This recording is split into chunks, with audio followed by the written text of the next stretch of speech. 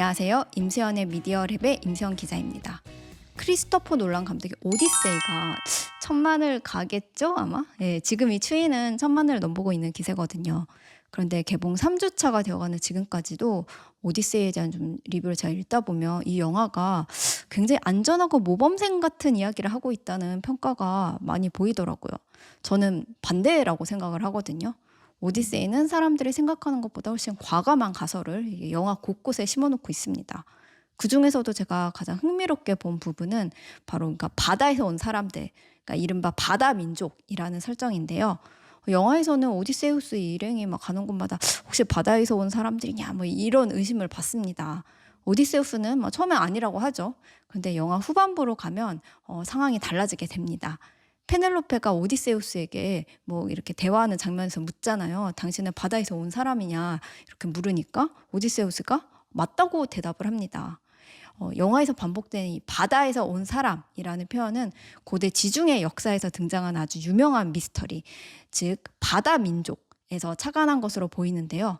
근데 이 설정을 한 단계 좀 더 밀어붙여 갖고 생각을 해보면 굉장히 흥미로운 관점이 나오게 됩니다. 크리스토퍼 놀란 감독은 그 바다 민족이 오디세우스일 수 있다는 가설을 내세운 거잖아요. 그러니까 다시 말해 우리가 오랫동안 서구 문명의 위대한 영웅이라고 생각해온 바로 그 사람들이 사실은 다른 세계 입장에서는 침략자였다는 거죠. 오늘은 실제 역사에서 바다 민족이 어떤 사람들이었는지 거기서부터 시작을 해서 왜 오디세이가 오디세우스와 바다 민족을 연결했는지, 그리고 이 설정이 왜 생각보다 훨씬 과감한 설정인지를 이야기해 보겠습니다.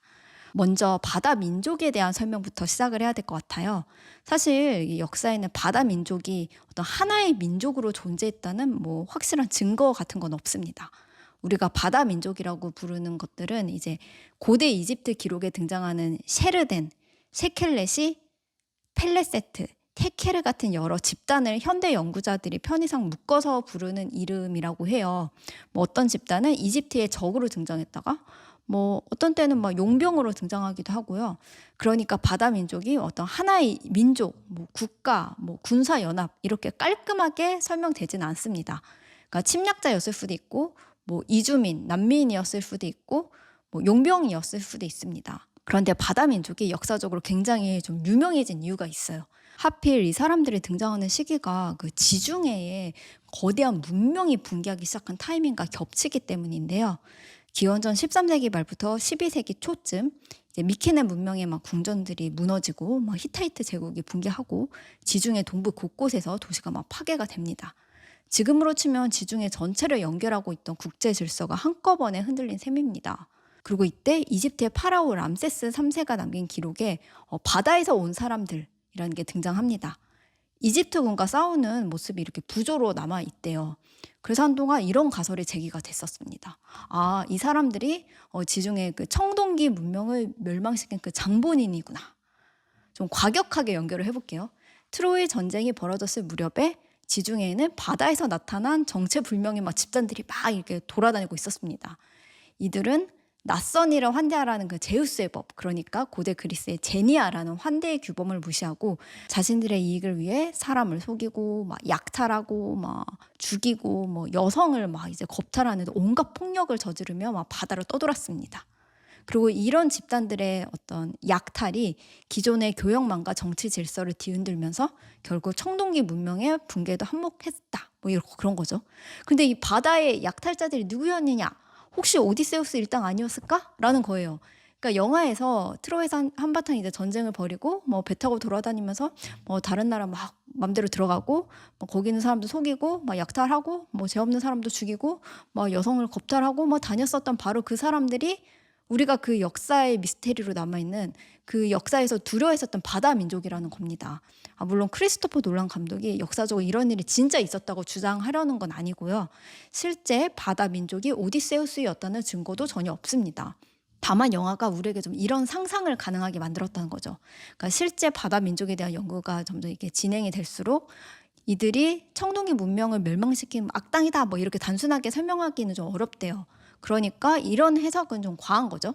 근데 역사학자들이 유적을 하나씩 들여다보니까 모든 도시가 같은 시기에 한꺼번에 무너진 것도 아니고 그 원인이 반드시 전쟁 때문이라고 볼 수도 없다고 합니다. 그러니까 청동기 시대의 붕괴는 지역마다 좀 다른 속도로 진행이 됐었고 뭐 기후 변화라든지 뭐 가뭄, 뭐 식량 문제, 전쟁, 뭐 정치적 불안, 뭐 교역망의 붕괴, 뭐 인구 이동, 뭐 이런 여러 가지 요인이 복합적으로 작용했을 가능성이 큽니다. 그러니까 다시 말해서 바다 민족이 문명을 다 무너뜨렸다기보다는 이미 문명이 좀 흔들리는 과정에서 바다 민족이라는 어떤 그런 집단이 나타났을 수도 있다는 거죠. 영화도 오디세우스를 그냥 단순한 악당으로 만들지 않잖아요. 그러니까 다만 오디세우스는 우리가 역사의 미스테리라고 하는 그 바다 민족과 얼마나 다르냐, 뭐 내지는 침략자와 영웅을 가르는 기준은 뭐냐 같은 질문을 던진다고 볼 수가 있겠죠. 오디세우스는 서구 문학사에서 가장 오래되고 가장 유명한 영웅 가운데 한 명이죠. 그러니까 수천 년 동안 인류 역사에서 우리가 오디세이를 읽고 뭐 배우고 그리고 또 이제 재해석해 왔었던 그런 인물입니다. 근데 바로 그 오디세우스가 바다 민족일 수 있다는 가설은 사실 진짜 과감하고 센 거예요.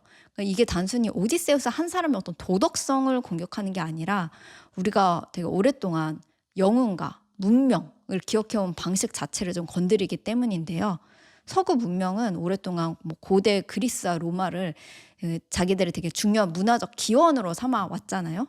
물론 실제 역사는 그것보다 훨씬 복잡하죠. 뭐 고대 그리스 로마 문화는 지중해를 중심으로 뭐 서아시아, 북아프리카 뭐 이런 곳을 계속 뭐 오가는 그런 교류 속에서 만들어졌고 그 현대 유럽이라는 정체성이 고대부터 그대로 또 이어져 온 것도 아니죠.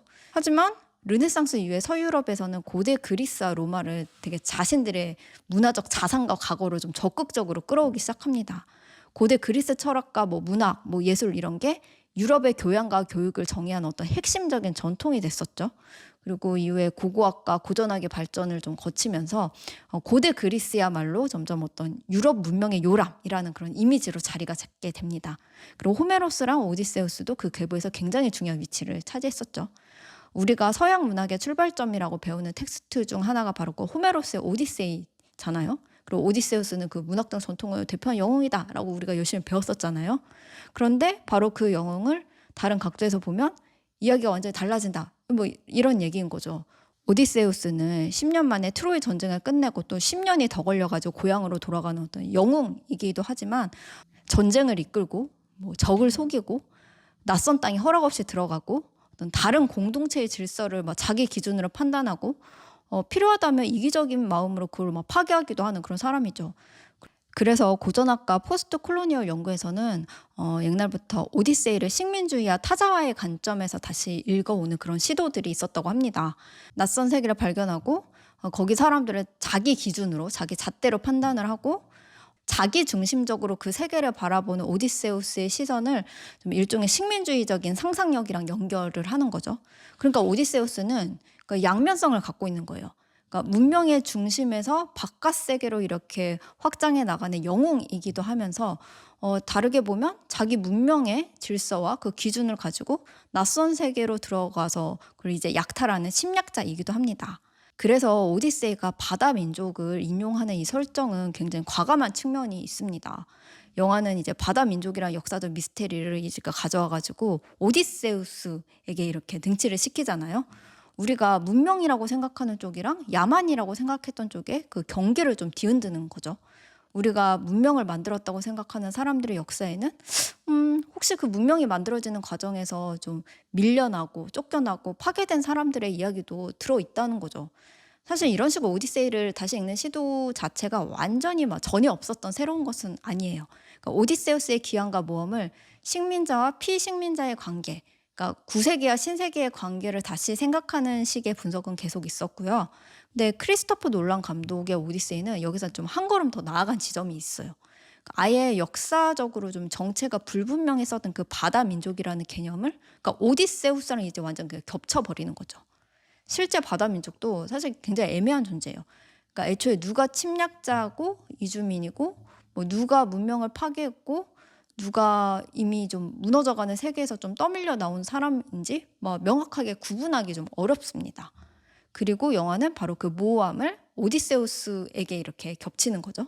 그러니까 오디세우스가 페넬로페에게 바다에서 온 사람들이 맞다고 이렇게 답을 하는 거는 이제 더 이상 그 바다 민족이 정체불명의 타인을 가리키는 말이 아니게 된 거죠. 그래서 이 영화가 단순히 전쟁 나빠라는 이야기에서 그냥 그치지 않는다고 생각을 해요. 우리는 뭐 어떤 것은 문명이라고 하고 어떤 것은 또 야만이라고 하고 또 누가 역사의 주인공이 되고 또 침략자로 기록이 되고 기억이 되는가 하는 문제가 있잖아요. 그리고 영웅으로 기억되는 자와 그 영웅에게 당했던 사람들 사이에는 사실 어떤 다른 점이 있냐는 거죠. 문명이라는 게 갑자기 뭐 바다에서 나타난 어떤 뭐 괴물 뭐 이런 것 때문에 갑자기 이렇게 무너지는 게 아니잖아요.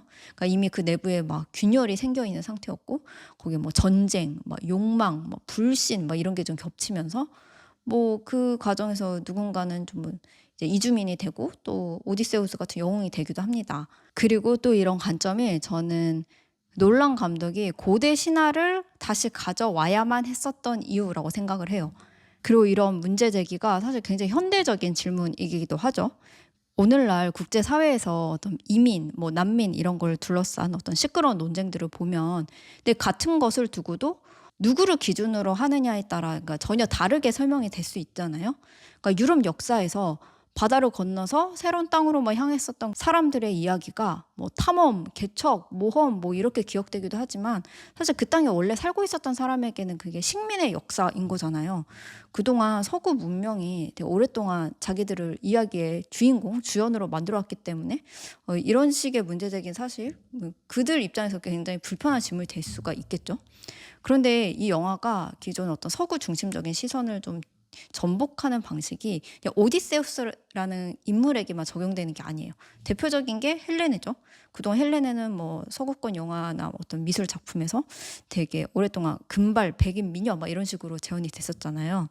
그런데 놀란 감독은 좀 이런 익숙한 이미지를 깨고 흑인 배우를 헬레네로 캐스팅을 했습니다. 이 선택을 많은 분들이 그냥 정치적 공정성의 일환으로 좀 이해를 하고 계신데, 그러니까 우리가 알고 있었던 헬레네의 아름다움이라는 게 고대 그리스에서 뭐 그대로 내려갖고 어떤 확정된 이미지가 아니라 뭐 서구가 수천 년 동안 만들어왔고 하나의 미적인 표준이라고 이렇게 했었던 거에 대해 이제 일가를 가하는 것처럼 감독의 의중을 해석해 볼 수도 있겠죠.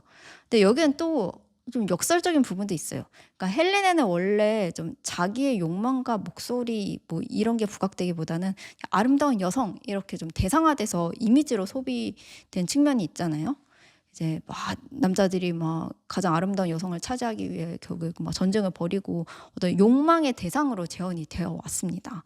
루피타 용을 헬렌에 캐스팅한 것은 기존의 어떤 백인 중심적인 미의 기준 막 이런 거를 깨뜨리는 의미도 있지만 다른 한편으로는 또 다른 방식으로 희귀하고 이국적인 아름다움을 대상화하는 걸로도 읽힐 수 있어요. 왜냐면 영화가 그리는 그런 그리스 사회에서 흑인이 되게 희소한 존재잖아요. 그래서 더 대상화된 전리품처럼 취급되는 측면이 있지 않냐는 거죠. 다시 말해 크리스토퍼 놀란 감독이 되게 기존의 서구 백인 중심적인 시선을 전복하려고 시도했지만 또 그걸 완전히 극복한 건 아니라는 그런 해석도 가능하겠습니다. 네, 제가 오늘 여러분과 공유하고 싶은 오디세이 이야기는 이 정도였고요. 이 영상이 흥미로우셨다면 구독과 좋아요 부탁드립니다. 앞으로도 영화와 드라마를 포함한 콘텐츠 이야기 계속 전해드리겠습니다. 그럼 다음 영상에서 또 뵙겠습니다. 안녕히 계세요.